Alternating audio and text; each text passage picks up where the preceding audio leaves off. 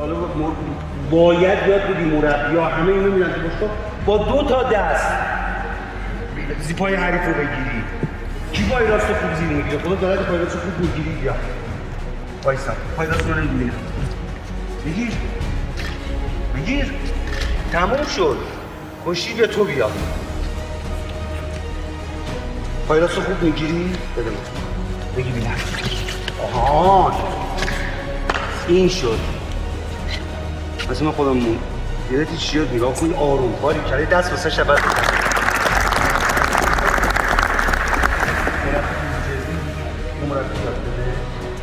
حالا ایراد داشتی رضابت میگم حالا بهش میگم همونه پالتاق یاد گرفته ببین نه من این دست راست اینو گرفتم تعطیل کشتیش اگه با این دستی شما عادت همش با اینو با دست راست میرید دیگه درسته؟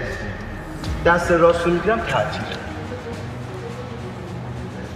خب اینجا باید یاد بگیری با دست چپ هم بگیری الان این زیرش ایراد داشته ولی گرفت باریکلا نباید بلند شه این زیری که گرفتی نباید بلند شه ببینید بچه ها پس اینا که میگم تو ذهنتون جلسه باید میپرسم با هر دو دست